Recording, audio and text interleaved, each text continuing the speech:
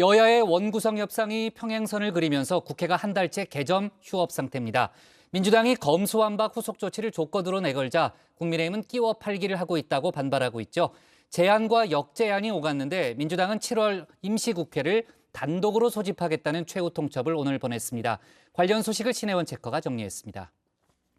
네, 가정회의 시작을 알리는 코너 뉴스픽 5 힘차게 시작하겠습니다. 자, 오늘 준비한 픽은요. 아직 휴무 중 그리고 6% 나토 데뷔전과 김창룡 사의 마지막 국산 백신 1호입니다. 잠시 오류가 좀 있었습니다. 자, 근 한 달째 개점 휴업 상태인 국회. 아직도 휴무 중이란 팻말이 걸려 있습니다.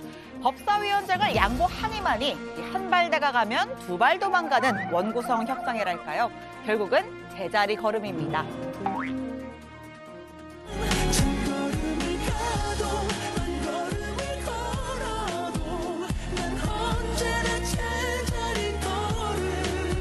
더불어민주당이 법사위원장 양보를 쉽게 거론할 수 있는 것이 아닙니다.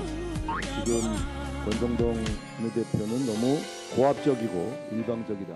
민주당이 일방적으로 합의 파기선을 하지 않았다면 우리 국회가 한 달이나 공전할 이유가 없었을 것입니다. 법사위원장 반환은 국민과의 약속 이행입니다. 자, 법사위원장, 각종 법안 처리에 키를 쥔 법사위의 대장이죠. 막강한 권한 쥐고 있습니다. 민주당이 검수 완박 법안을 단독 강행 처리하는 데에도 박광원 법사위원장이 큰 역할을 했었습니다. 보통 법사위원장은 이 견제의 목적에서 야당이 맡는 게 관례인데요. 21대 국회 전반기, 그러니까 문재인 정부 시절엔 이 전반기엔 민주당이 하고 후반기엔 국민의힘이 하자라면서 거대 여당인 민주당이 법사위원장을 가져갔습니다. 자, 그 사이에 정권이 바뀌었죠. 상황이 달라졌다면서 법사위원장을 달라는 민주당, 이어서 여야 간 치열한 공방이 오간 끝에 처음으로 양보라는 말이 등장했습니다. 민주당은 작년 양당 원내대표 간 합의를 존중하고 이행하겠습니다. 합의대로 하반기 법사위원장을 국민의힘이 맡는 데 동의합니다. 드디어 끝모르던 대치전선에 처음으로 이 휴전선이 그어지나 싶었습니다만 이렇게 쉽게 끝날 리가 없겠죠. 자, 민주당이 조건을 하나 더 제시했습니다. 우리 팀 들어오고 싶지? 응? 내가 추천할까? 진짜요? 근데 조건이 있어. 그 지민이 사건. 그거는 덮자. 이번 사건. 아예 좀 덮어주라. 그건 좀 그렇죠. 그래도 내가 다 이유가 있어서. 자, 뭘 덮자는 건 아니지만요. 이 법사위원장을 넘겨주는 조건으로 다시금 검수완박건에 들었습니다. 중수청 설치를 위한 사개특위를 구성하고 또 국민의힘에는 검수완박 관련 헌법소원과 권한쟁의 심판 청구 소송을 취하하라고 요구했습니다. 한마디로 검수완박에 방해가 되는 장애물을 치워달라는 겁니다. 국민의힘이 쉽게 받아들이긴 힘들었겠죠. 이 약속은 지켜야 한다는 당연한 상식이 민주당만 가면 왜 양보로 둔갑하는지 이해하기 어렵습니다. 민주당은 원구성 협상에 검수완박 악법을 끼워 팔기 하고 있습니다. 수용 불가입니다. 검수완박을 원구성에 끼워 팔고 있다 강하게 반발했습니다. 진짜로 양보할 생각이 있다면 말장난하지 말고 행동으로 보여달라는 건데요. 복잡하게 이것저것 계산하지 말고 2021년 7월 23일 합의 정신으로 돌아가야 합니다. 본회의를 열어 국회의장단과 법사위원장을 먼저 선출할 것을 제안합니다. 자, 협상이란 게 아무리 기브앤 테이크의 미덕이라고 해도 곁가지가 좀 많다는 생각이 듭니다. 원구성 조건으로 검수완박만 내걸었던 게 아니죠. 의원들의 고소고발 추하해달라, 서해 피격 공무원 국정조사하자, 여야 양쪽에서 별의별 내용이 다 거론됐습니다. 대선 과정에서 고소 고발 사건을 상고 취하하자 그러는데 우리가 고발한 사건은 전부 이재명 후보 관련된 거예요. 그 이재명 후보 살리기 위해서 이거 취하자고 지금 정략적으로 하는 겁니다. 서해 피살된 해양수산부 공무원이 있지 않습니까? 그 진상조사특별위원회를 구성하자고 제안을 하는 거예요.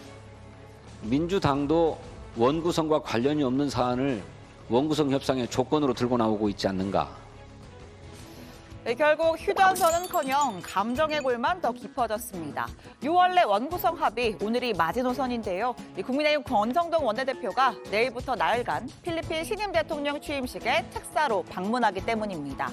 출국 전 협상 타결에 실패할 경우 재헌절까지 휴업 상태가 이어질 거란 우려도 나오는데요. 자, 민주당 박홍근 원내대표, 그럴 바에는 민주당 혼자서 가겠다며 7월 임시국회 소집을 선언했습니다. 국회의장 혼자서 뽑겠다, 단독 원구성도 시사했고요. 결국은 갈 때까지 가는 극한 대치 상황이 됐습니다. 7월 임시국회를 열어 국회를 정상화하고 민생경제와 인사청문 등을 챙기겠습니다. 여당이 포기한 국회 정상화를 원내 일당이 책임지겠습니다. 자, 두 번째 픽, 경제 뉴스로 갑니다. 6%입니다. 자, 정녕 실화일까요? 우리나라 4인 가구의 한 달 평균 식비가 처음으로 100만 원 넘어섰다고 합니다. 천정부지로 오르는 물가 때문이죠. 추경호 경제부총리는 올여름 물가 상승률이 IMF 사태 이후 처음으로 6%대를 기록할 거란 전망 내놨습니다. 우리도 지금 5%의 물가에 아마 조만간에 6월 또는 7, 8월에는 6%의 물가 상승도 저희들이 볼 수 있을 것이다. 무섭게 치솟는 물가가 지금보다도 훨씬 더 오를 거란 전망이 나왔습니다. 피자요. 저희 37,000원. 해마다 점점 오르는 것 같아요. 치킨 한 마리 시켜도 2만 원은 그냥 기본으로. 기름값도 멈추지 않고 뛰고 있습니다. 국제유가가 계속 오르는 추세여서 당분간 더 오를 가능성이 높습니다. 자, 농담이 아니라요. 월급 빼고는 정말 다 올랐습니다. 소비자든 생산자든 월급쟁이든 자영업자든 먹고 살기 힘든 건 매 한 가지죠. 자, 퇴근 후에 이 지친 마음을 달래려 치킨 한 마리 시킨 류정화 실장. 치킨값 2만 원에 배달비까지 더하고 나니 오히려 스트레스가 더 쌓인 기분입니다. 한편 퇴근 후에 배달 부업에 나선 신체커. 어떻게 용돈이라도 좀 벌어볼까 했는데 기름값 실화입니까? 기름 넣고 나면 본전도 찾기 어렵습니다. 지금 2만 원밖에 안 넣었는데 일단 좀 운행할 수 있는 정도만 넣고 가까운 좀 저렴한 주유소 찾아서 넣으려고 일단 적게 넣었어요. 자, 경유가 휘발유 값을 웃도는 현상에 리터당 3,000원을 넘어선 주유소도 등장했습니다. 그만큼 손님이 줄어드니까 어려운 사정은 주유소도 마찬가지죠. 이 정부가 다음 달부터 유류세 인하폭을 37%까지 늘리는데요. 국회에선 최대 50%대까지 인하하는 법안이 제출된 상태입니다. 원유를 100% 수입에 의존하는 우리나라에서 기름값 상승은 민생과 각종 산업 활동의 직격탄입니다. 가능한 모든 대책을 강구를 해야 합니다. 더욱 적극적인 정책 집행과 민간에서의 고통 분담이 필요합니다. 다시 치킨 이야기 좀 하면요. 자, 치킨값 2만 원 시대 우리 복사장님도 안녕하지가 못합니다. 농축수산물 원자재값 급등을 했고요. 여기에 매장 운영에 필수적인 전기요금도 끝내 인상 결정 내려졌습니다. 자, 한전의 적자 규모가 30조 원에 이를 거란 전망에 불가피한 결정이었죠. 4인 가구 기준으로 월 한 1,000원대 인상이지만 커다란 냉동창고 쓰는 음식점 사장님, 한 달에 몇백 단위를 내는 PC방 업주들, 또 공장을 운영하는 중소기업 사장님들에겐 훨씬 더 큰 부담으로 다가올 겁니다. 왜 그렇게 됐죠? 한전 스스로 왜 지난 5년간 한전이 이 모양이 됐는지에 관한 자성도 필요하다. 자, 기억하시나요? 얼마 전 신체커의 경제스쿨 시간에 물가와 금리의 상관관계를 짚어봤습니다. 금리를 올리면 시장의 유동성을 빨아들이고 수요를 위축시켜서 물가가 과도하게 오르는 걸 막는 효과가 있죠. 자, 먼저 미국이 선제적으로 움직였습니다. 미국 연준이 다시 바빠졌습니다. 치솟는 물가를 잡기 위해서 기준금리를 0.5%포인트 올리는 빅스텝을 단행한 데 이어서 무려 0.75%포인트를 한꺼번에 올리는 이른바 이 자이언트 스텝을 밟을 거란 전망이 나온 겁니다. 이 금리를 0.1%포인트만 올려도 시장이 요동치는데 그 파장이 상상이나 되시나요? 자, 우리나라도 영향 받을 수밖에 없죠. 한국은행도 다음 달 기준금리를 0.5%포인트 올리는 빅스텝 밟을 가능성이 커졌습니다. 자, 현재 가계대출 변동금리 비중이 8년 1개월 만에 최고치 77.3%를 기록했습니다. 자, 만약 금리를 0.5%포인트 올린다면요, 이 전체 가계부채가 1,750조 원 되니까 대출자의 총 이자 부담은 6조 7천억 원가량 늘어나는 셈입니다. 6%가 넘어가면 빅스텝을 할 것이냐 이런 물가 하나만 보고 결정하는 것은 아닙니다. 사실 우리는 변동금리부 채권이 많기 때문에 그것이 또 여러 가계의 이자 부담 비용이 미치는 영향 이런 것들을 다 종합적으로 고려해서. 자, 이어지는 세 번째 픽. 네, 나토 데뷔전입니다. 윤석열 대통령 내외가 스페인 마드리드에서 열리는 북대서양 조약기구 나토 정상회의에 참석하기 위해서 출국했습니다. 취임 후의 첫 순방이자 우리나라 대통령으로선 첫 나토 참석인데요.